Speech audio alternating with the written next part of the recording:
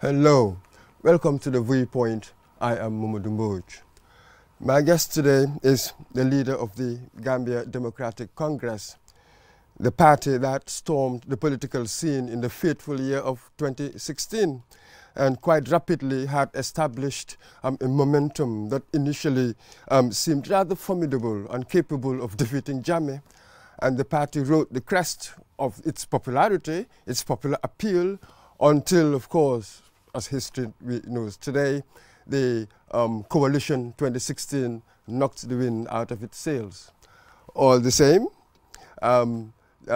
Kandeh received 17.1% of the votes cast in the presidential polls in 2016 December.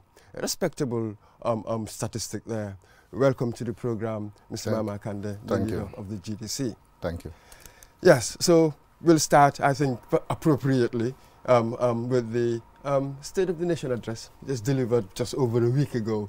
And it was required by law, so he was supposed to give us President Barrow was supposed to give us the policies of the government, the condition of the nation, and administration of the state. Do you think that it fulfilled what we were supposed to do? Yeah, thank you very much. First of all, for welcoming me here to share my viewpoint with Gambians and Gambians outside.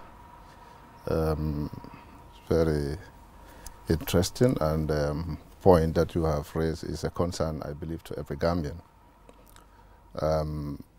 After listening to President Barrow's speech on Nation address, I had a lot of comments. I mean, people are making comments.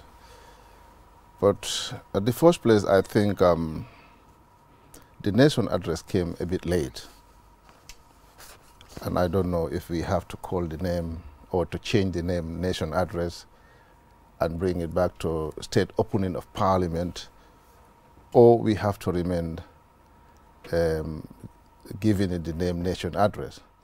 That was the original idea, wasn't it? The state opening of Parliament, exactly, which was a more British thing than the State of the Union, yeah, State of the Nation. But that is why here I am coming to say that if it was state opening of Parliament, at least we would have expected the early part of the year. But of course, it has been replaced, just the name has been changed. But the time this Nation address is being delivered in the National Assembly, I think is very, very, very late. And at that time, you cannot declare the Parliament open when the Parliament is almost closing. So that alone is, I think, is something that they need to look into to make sure that come next year or whatever time, whoever is there, let them make sure that they come and open the state of, the Parliament at the early part of the year. It's far better than leaving it to the end of the year, because we are almost at the end of the year. And so many things have been said of his national development agenda. I mean, it's fine. I believe the national development agenda does not belong to him. It belongs to every Gambian, including myself, you, and anybody else. Whether he is there or any other president is there, as long as it is about the Gambia and it is about the development of this country, belongs to everybody. So it is everybody's concern. But the National Development Plan, wasn't that conceived by the coalition, really? Because I've heard Hussein Dabo say that they spent endless nights putting together the National Development Plan. Wasn't it the idea, really, of the coalition? Well, it can be the idea of the coalition, and that was why the Gambian entrusted them to give them the lead, for them to come up with important things that will, help this Gambia move forward. But them being the pioneers doesn't make it that they own it. It belongs to every Gambian. And let us remember that they are there for every Gambian. And it is the Gambians that put them there. I will give you a small example of where the president was saying that he's the bus driver. I mean, it's fine. The bus driver, he's just a driver. But the bus belongs to Gambians. And in that bus, we were able to put up some conductors inside the bus, which is his government. Then we become the inspectors as citizens. So let him remember that he is just the driver, nothing else. The boss belongs to Gambians. So whatever plan that they come up with. We are the passengers. Exactly. It belongs to us. In fact, it is our boss. We gave him just the key to drive. And then give him a conductor to control. And then the inspectors are the Gambians themselves. So whatever plan that you come up with for the betterment of this country is for every Gambian. Doesn't matter which party you belong to. So this is my belief. Yes, but how well is he doing in implementing the national development well, plan? Unfortunately, Unfortunately, it's not happening. When we talk as opposition, people think that we are just criticizing for the sake of criticizing, but nothing is working for us in this country for now. When it comes to development, we see them concentrating more on themselves, you know, putting up houses left, right, and center, traveling left, right, and center, until I think even last year there was a circular to all the ministries that they are not allowed to travel again because they overspent on traveling alone. And but we also told that the economy grew by 6.5%, you know, up from last year's. That's an improvement. Yeah, that's what he said. But he knows that if there is some improvement to the livelihood of Gambian people, we know there is no improvement to our day-to-day living here in this country, and everybody is suffering. That's the fact. So when we say the economy grew by 6.5%, then one might wonder, what exactly does that mean if ordinary people cannot see it? Yeah, exactly. This is what the question is now, because everybody is suffering in this country. Prices are high rocketing, especially essential commodities. You know, left, right, and center, everybody in this country is complaining. Go to the market, the women, everybody have a family here. You know what you do and how much you pull out every morning to give to your family for them to go to the market, and the problems that they are facing in the market. It was never like this. So if at all the economy have increased up to 6% kind of, but it's not filtering down to the ordinary Gambians. They don't feel it that something have been improving in this country.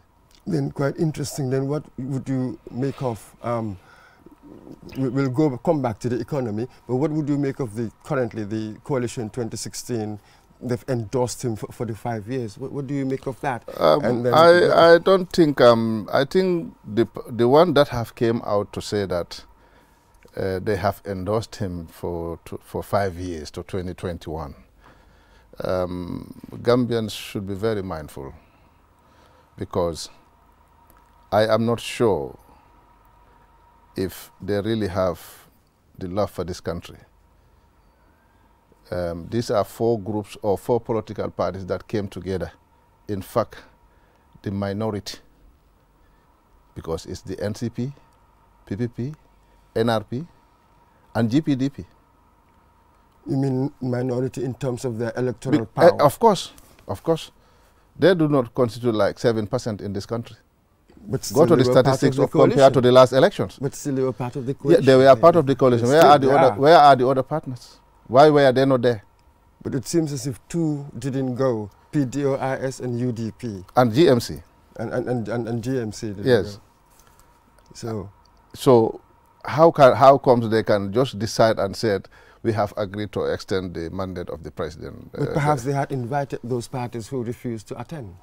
Well, I am not sure if they have invited them or not. But the point here is, I think it is not for them, 3 or 4 of them, just to come out and say, we have agreed to extend the mandate of the president to 5 years. I believe the Gambia is far bigger than them. The Gambia is far bigger than them. Consultation needs to be done. And I have said it in one of my interviews, that the president should call for a national dialogue, invite all stakeholders, listen to their views, accept to share with them their views. And it is that way we can move this country forward. I had, and I've seen them, where security personnel have been invited to some programs to discuss about security threats and the like. If for me, the person or those that are bringing security threats in this country are the coalition government, nobody else. So the 3 years Jotna, how much credibility do you give it? What does it mean? Well, for me, in fact, for me, left to me alone, and I believe that there should not have been even 3 years Jotna. There should not have been even 3 years Jotna, because these are matured people, matured politicians, respectable people who came together and decided to sell to the Gambian people that we want to go for 3 years. So should there be any institution or any other group that should be coming out there to force these people for what they have said or to remind them for what they have said? I believe this is not about witch hunting. I believe all the Gambians are saying is to try to remind them of what they have said. And it is the people's responsibility to hold our leaders accountable for whatever we say or do. When are we going to do away with, such lies? Go to anywhere, talk to people, lie to them, and then you go away with the lie and you expect support from them. These have to stop. I believe the 3 years journey, they do not hate Adama Barrow or the coalition, but they're just trying to remind them peacefully that this is what you promised us. And they are being termed as enemies. But this is what we've come to really, in many ways, come off politicians. Exactly. This is where it have to stop. It have to stop from somewhere. We are often told that the simple reason, the first thing they abandon in office is their manifesto. Exactly. The simple reason why some of us, people like us, have accepted the results in 2016 is because we wanted a change, and a better change for every Gambian. We want to see a new Gambia and a better Gambia. But we would have had the opportunity to refuse and in fact challenge the result at any level. The Constitution have given us that right. But do you think that was there any justification to do that? Yes, of course. So you think? Because the room was created for us to refuse to the results that were announced, because it is nowhere in the world where the Independent Electoral Commission chairman will announce results and 2 days later will call you and said, I made a mistake in my tabulation and reduce the numbers from particular number to another number. But surely human error. But surely human error. One has to allow human error. Do you detect anything sinister beyond human error? Yeah, but the issue is here that this is what I'm telling you. There would have been a room for us to say that we are not going to accept the result if that is the case. Because hadn't been that we are only after our interests. I just want to respond to a point that we need to do away with such politics. The coalition have came together honorably, sell their manifesto to the entire nation. And of course, the Gambians respond positively to effect a change in this country through their convincing ways of however. Today, they have been reminded, this is what you promised us. Is something wrong with that? Should they be termed as traitors or people that are threatening security in this country? If anybody that is threatening security in this country is the coalition government, because they are the very people who do not want to honor what they have signed and told Gambian people. Oh, one can absolutely agree with that. Yeah. And yet still consider with the 3 years Jotna thing, yes, politicians in power, things have changed somehow. Circumstances have changed, so now they've decided to rely on the Constitution.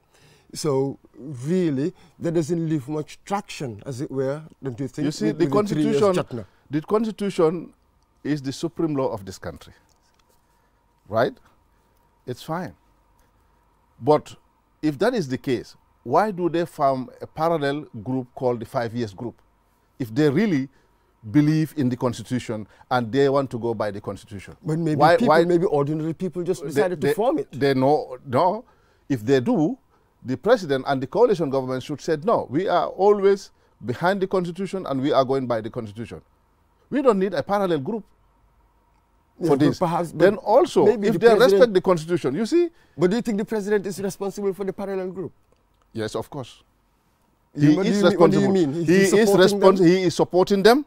He is supporting them, and it's just a few days ago we heard about, I don't know, I stand to be corrected, and we want them to come out and explain to the Gambian people for the $8 million that have been given to Council of Elders and some religious leaders to go around the country and talk about, help them convince people about the 5 years. But this is speculation. That's speculation. Yes, that is why. Evidence that the president but the evidence there is already the circular, how to call it, their itinerary is been provided.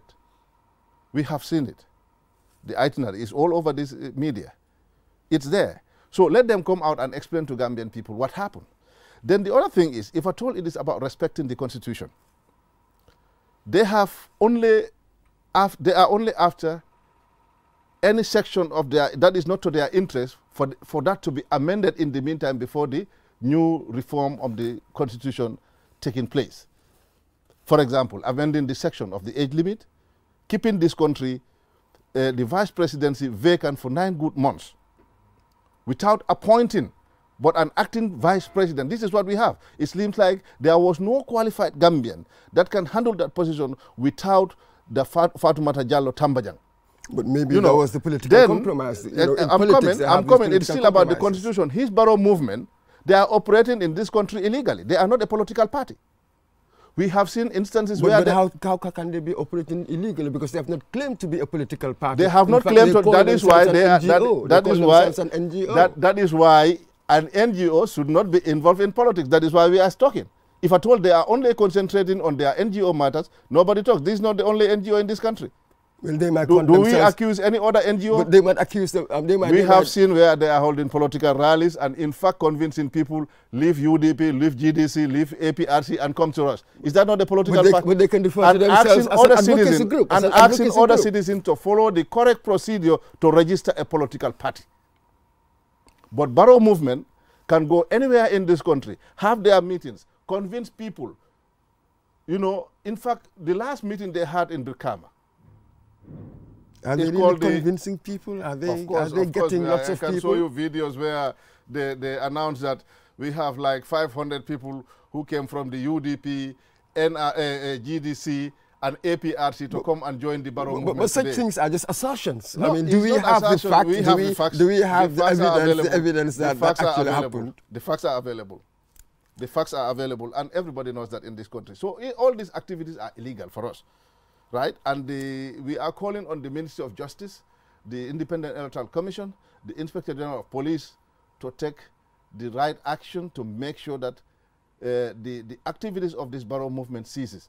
Because Barrow is a Gambian citizen, he has all the rights to form his political party. Let them go and form a political party. They can do their political activities however they want. They have all the rights. This is not a problem for us. But an NGO, a registered NGO, cannot be involved in politics. But why so? I mean, where does it state it that is that a legal position? Of course. Where? An NGO. You said an NGO is not involved in politics. But it can be an advocacy group, and you can advocate for anything. You can advocate for anything. So we are not sure whether in law an NGO cannot advocate for a political program. In the history of this country, no NGO have ever been involved in politics. Okay, so here... So for the first time, anyway. Okay, fine. So with you, as far as you're concerned, you're really looking to any time, just as you've said some time back, that you don't care really whether they stick to the 3 years or not. You are ready for elections anytime. We are ready for elections anytime. I only want to tell them that the 3 years Jordana should not be a threat to them. They are just trying to remind them for what they have said. And my friend, if at all I said... But again, you would also have to remind 3 years Jordana that, okay, now circumstances are such as they are. So there's no need... Well, he's already said that he's going to go for 5 years. Yes. You know, he's made his point clear in many ways. Yes. Yeah, so why do we have to sort of sleepwalk into... December is just around the corner, so now we've generated this sense of uncertainty, what might happen. You even have people calling you from Europe to tell you that, should I come, would something happen, and it's the tourism season for us. So we have to confront this really now. Exactly. It's very important for us. That was why in the last interview I had with Haruna Drame, my suggestion to the president and the coalition government was for them to invite or call for a national dialogue, because whoever knows GDC, we advocate for peace from 2016 to date, and that's the only way that we can move this country forward. But also threatening people is never a solution, because believe me, what happened here in the last 22 years can never happen again in this country. It will never happen. Absolutely. That's why they said, I don't know, there is this group called Never Again. Absolutely. So it's not going to happen anymore. So the threatening of people is never a solution. So let them call for a national dialogue. I heard him saying that he is open to dialogue, or he is open to that. That is, he is open to dialogue. Did he think that people are coming to him to say that this is what you want you to do? Let him invite people. So you want him to initiate the dialogue? Of course. But again... They are the coalition. Yes. And in fact, to now, I am not only painting Barrow or blaming Barrow for whatever. I'm blaming the entire coalition. They are still the same. They are all together. Because I haven't had anybody that have resigned from the coalition yet. Whatever failure happened in this country, they have failed. Well, together. they have not resigned, but they've not been active in it. Well, why are they not active? So let them put Gambia before, and to make sure that they put Gambia before anything else. But because maybe the way Gambia they're is bigger than all of us. Maybe the way they're thinking, putting Gambia forward means dissociating yourself from No, what is let them going come on out now. and voice out. Tell Gambians this is their position. And why are they not being active? Are they trying to consult with the members, the other members of the coalition? Are they trying to engage them? Are they trying to challenge them? Are they telling Gambians that this is not the way? But I mean, they were together. But we've already been told that once the coalition came into power, within a short period, most of the things that they had agreed on, they just abandoned. So the coalition None of the things, apart from the resigning of the president, I am not sure if they have even on one thing that they have agreed on. That's it. So if they don't do, it had dissolved. No, it's not dissolved. We haven't had effectively they are not active. But this is the mistake, because as matured Gambians, and you said to be taking the mantle of leadership in this country, and you don't want to take responsibility. I mean, that's a non-starter. It will be an ongoing debate. So let's just slightly go back to the economy. How would you have handled the economy? How would you have stimulated it? Because we all know what we've inherited. We are beginning to see the evidence. The heavily indebted, the economy was in tatters. Public institutions, they were all collapsed more or less in many ways. So how would you have handled this transition economically? Well, let's say we have all seen what happened in the past. But what happened in the past is right now happening in front of everybody here. And I'm telling you, they have put up a commission, of which I put a press release appreciating for making available the report to the Gambian people, for at least for us to know. But it's a lesson, I believe, for them to learn from. So here, which report are you referring to? The commission report. That is the Janneh Commission, the full one. The Janneh Commission, the white paper. But they published the white paper. You know, okay. I put a press release thanking them for that, at least, and then urging them to not to be biased, make sure that they treat everybody equally, because all Gambians are equal in this country. But they've been accused of bias. Of course they are. The differential treatment. That is why we are talking about it, because hadn't been that they were not biased, I mean, we will not talk about it, but there is kind of bias in it, and then we want to make sure that every Gambian is treated equally. But here again, when a commission submits a report, in the end it takes some judgment. I mean, it's not binding. The recommendations are not binding.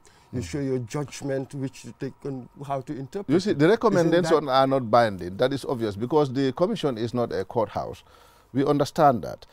These are recommendations which they presented to the president and his cabinet.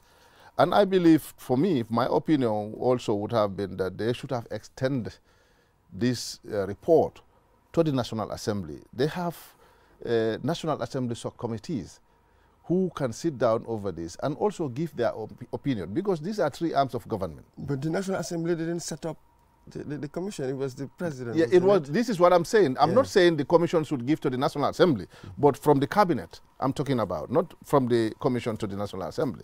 At least because they share. These are the three arms of government, the judiciary, parliament, and whatever.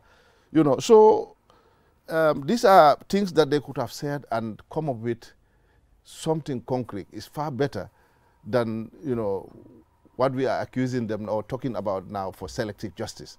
And we believe there is this selective justice. Whether we like it or not, that's the reality. And we want to see that every Gambian treated equally. This is what we are urging them to do. You know, we are not witch hunting anybody. So economic-wise, I mean, there are so many ways of handling our economy. And I believe Gambia is still a virgin land, you know, compared to other countries in this world today, because we still far lacking behind. When you just go to our next door country, you know, they are busy developing their country, infrastructure-wise, whatever, name it. Here we are busy fighting tribalism. I should be the president, you should not be the president. Everybody is fighting. Everybody is fighting. These are things that are not going to help us.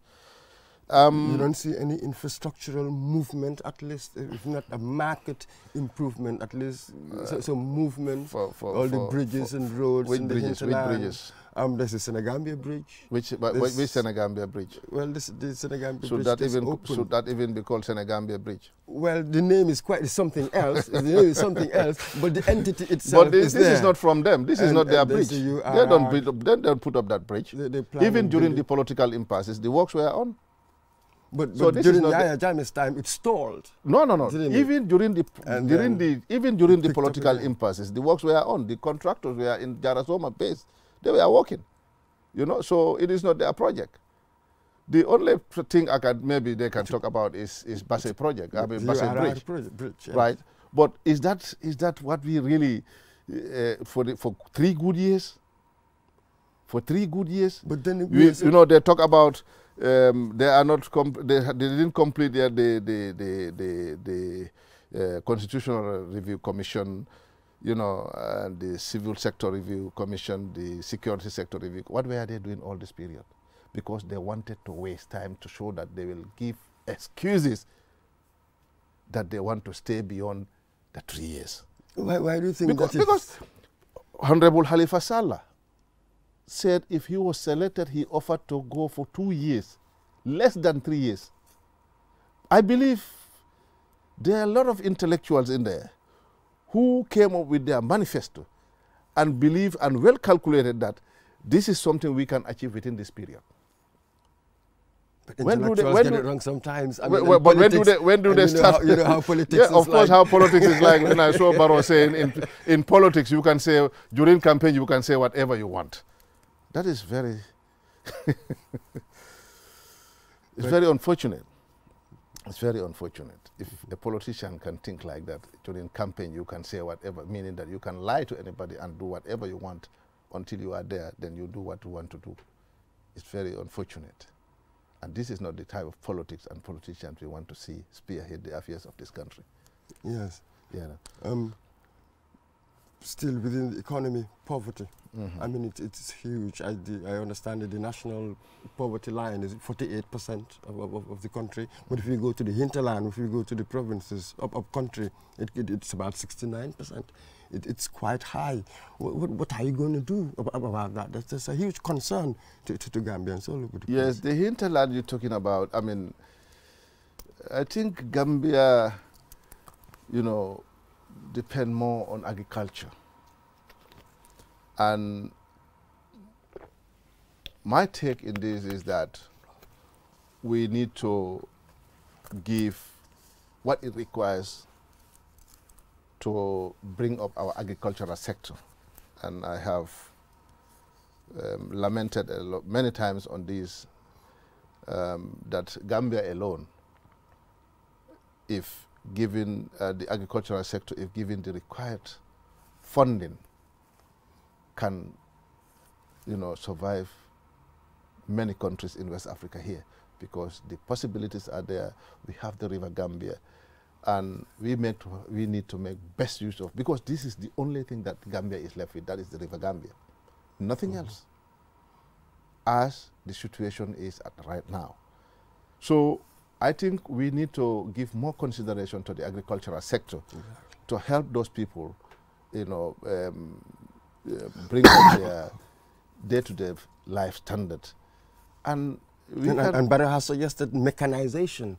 And the last time I spoke to Mr. Halifa Sallah, with him, he was talking about a kind of cooperative economics, forming lots of cooperatives in there. What do you think? Yes, where would you come? These are all ideas. These are all very good ideas. I mean, we just want to make sure that every Gambian is captured. Every Gambian have a stake. Every Gambian have a role to play in this. These are all good ideas, because we do have very good cooperative unions here in this country. We can revitalize them. Here we have the Saro cotton project and whatever. These all things are dying out. We do have our rice farms everywhere in this country. It was not like this years back.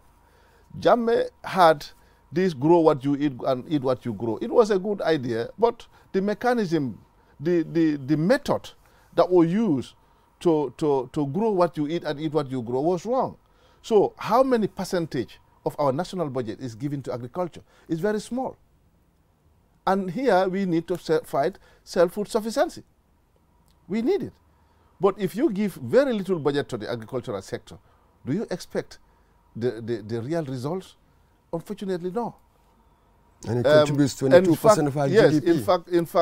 in fact, they created more harm to these farmers when they came, seizing these tractors from farmers, saying that these are Jammeh tractors, tractors that are given to ordinary Gambians, farmers, to help themselves with their families. You take it from them. Go to some of these police stations. I wish you will go around and visit some of these police stations where they dump these tractors. They are scrap metals now. We've seen some of these tractors, they're all over the place, abandoned. Exactly. And the farmers were using this for their own benefit. It was helping. So you come as a government, instead of looking for other means to help them, but instead you take from them what they were using to help themselves and their families. But were these the tractors that belong to President Jammeh? Do they belong to President Jammeh? Well, there were people who were saying that. Do you know who the tractors belong to? I think it was given to the farmers, Gambian farmers. This is what I believe.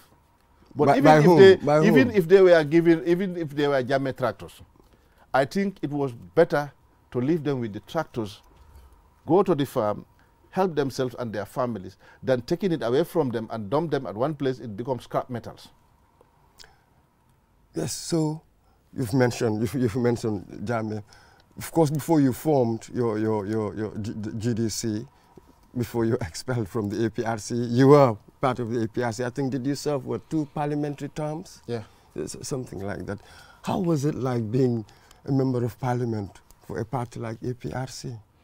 Well, if you ask my colleagues, sometimes they do call me Hitler in that parliament, because I do say or talk about things that I believe, not to be dictated. And it was very often, whenever something comes up of which I believe is not to the interest of the Gambian people, I don't vote for it. And I clearly come out to say no. So, I mean, I was there representing people and collectively the Gambian people. So always I want to make sure the interests of those people are protected. But how did you manage that, given the dictatorial nature, this person who was driven mainly by his self-interest? Then you really, how could you do that, given the system you were operating under? Well, but it was, for me, it was not difficult. I mean, I believe in myself and I believe what I think. And I just do what I believe is better for the Gambian people, that's all. And I mean, so you never encouraged or supported any of the legislation? We know so many legislation he brought in that was all for his interest. Some of it is obvious. I cannot be a member of parliament that is always going against something. Some of the things they had, it's not everything that was bad. So, for instance, what did you support? Which of his legislation? For instance, which? That's a long time. The records are there. The records are there. I mean, I think everybody have the opportunity to go through those records if you go to the National Assembly. Yeah. Absolutely. And I realized that when you were campaigning during 2016, you said that Jammeh was buying votes, the APRC. That's why they were using cash and rice to buy votes. This was leading up to the... I never said so. I mean, I don't well, remember. It was reported in the newspapers. I never remember saying that. It's in the public domain. I never said, never remember... You accused them. You accused APRC of buying votes by giving people cash and no, I never remember. Especially in southern Casamas. I never remember saying that Jammeh was buying votes. What I said was, I don't want to be a president that will take my Gambia Armed Force personnel to the farm. I don't want to be a president that want to venture into business and so many other things. But I never, because I did not have proof to say that Jammeh was buying votes. So but were you aware of how the papers were reporting it? For the period that I have been a member of parliament in my own area in Jimara, it was not a single time that I come across with that in Jimara, where people are buying votes. You know. So in while fact, you were within the APRC, yes, that never happened? In Jimara, I have never come across. But it might have happened in other areas. Yeah, it's possible. It's possible. I cannot deny it, but I also don't have evidence that it have happened. Really? Okay. It's possible. It's possible because there are a lot of tricks in politics and in voting especially. You know, we know many things that have happened even during this, since this coalition government came to power, even the last parliamentary elections. We still have some tokens, ballot tokens with us in some envelopes from presiding officers' pockets, you know, which we could have come out and protest. But we said, no, give them time. They're a new government. They're not going to stay long. So I believe we're going to be there very soon. So the formation of GDC, most of us were quite surprised because we saw how intolerant President Jammeh was with opposition and all the rest of it. But suddenly there was this party and it seemed to be sweeping people along, and there didn't seem to be any problem from the state. That surprised us. Did it surprise you? How difficult was it to form GDC? Well, with the help of the Almighty Allah. I mean, does it mean that we did not went through difficult times? We go through many difficult times. I know what I went through. But the issue here is that I believe whatever I told Gambians during the process I was forming this party have happened, that whenever I form the party and I go to Basse and launch my party, Gambians will come out in big numbers. You know why? Because I knew very well that Gambians wanted a change, but they maybe need to see somebody different from what they were seeing. And it emanated from there, because none of these political parties, I did not remember, and I don't think if any one of them will tell you that they have held their political rallies during Jammeh's time, they have one or two people that left the APRC and come to join them openly. It never happened for 20 good years. My first rally in Farafenni, 135 women from the APRC came to join the GDC. And until the day of the elections, every day people will leave the APRC and come to join the GDC. So obviously the GDC had a big role to play. I mean, have played a very, very important role during the presidential. Exactly. Absolutely. So then one wonders slightly, then what happened during the parliamentary? You could only manage 5 out of 50. This is what I'm saying. So many things happen. So many things happen, and I don't want to go back into that. And as I told you, that we have, during the parliamentary elections, we have some envelopes. We still keep them with us. I think maybe whenever the IEC want to have their tokens back, we can give it back. But so what exactly are you saying? Of course. You seem to be using a coded language. Are you accusing any particular party or person of something? I mean, there was rigging. Did you report it to the IEC? We do. You did? You do. We did. So what happened? Nothing. You didn't? Nothing happened. Couldn't you have gone to the courts? No. In fact, there was one scenario we wanted to go to the court, but I told them, look, allow these people time. They're not going to stay long. Give them time. It's a new government. Some of our party militants were so angry. They wanted to come out to protest. I said, forget it. I mean, we are lucky to have at least 5 members of parliament. Let's manage with that. We are not the only party here. Absolutely. Apart from the UDP, other parties have the same number or even less than that. So let's manage with that. But you can see during the local government elections, we increased the number. Yes, I think your party came second to UDP. Exactly. Didn't they, in the council? Exactly. And you see, even in that parliament, I mean, the minority, parties that have came together and said they are the coalition, and they are not part of who is called the opposition today in the Gambia. It's Mama Kande, GDC, and the APRC.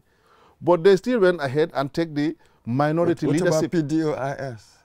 You don't see it as opposition? No, they are still part of the coalition. Part of the coalition. Yeah, this is what I believe. But effectively, whether they are active or not, I haven't had them resign from the coalition yet.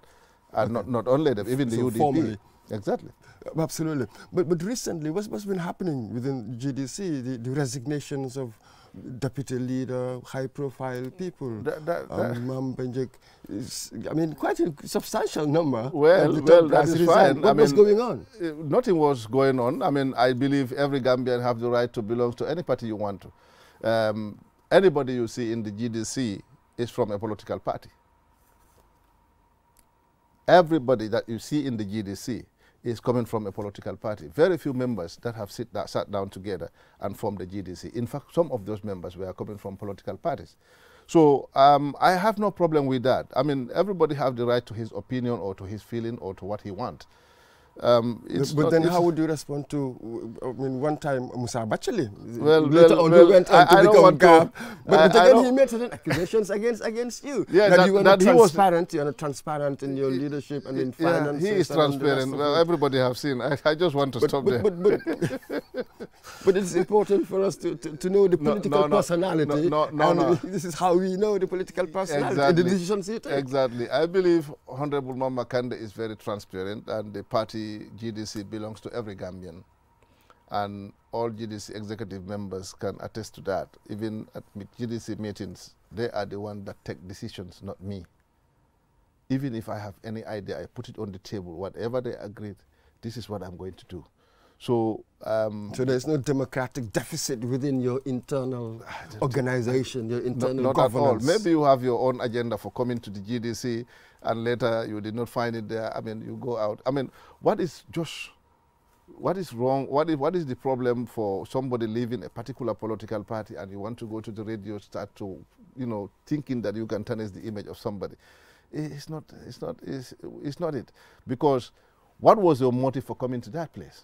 At the first place. If I told you I'm not comfortable with the system that they have, just leave. It's fine. We have many people that are coming every day to the GDC. I'll ask you this, we're coming really towards the end. Here somehow our politics doesn't follow what we see in the West, that left-wing, right-wing axis, as it were, of politics. So I wonder, what distinguishes the GDC from others, or which parties do you have any affiliations with? Because we are told that from now on possibly the next government would also be a coalition. Which, out of all the parties around, which ones do you think are sort of your natural allies, and based on what? What's your ideology as a party? You see, at the first place, let me put it this way, that the GDC have come to change the political climate, which is a big task. And doesn't matter how hard or difficult it is, we are never going to surrender that. Maybe after Mama Kande, somebody is coming, and there we will push. And this is, we need to show the whole world, the whole Africa, that being an opposition does not stop you from contributing your quota towards national development.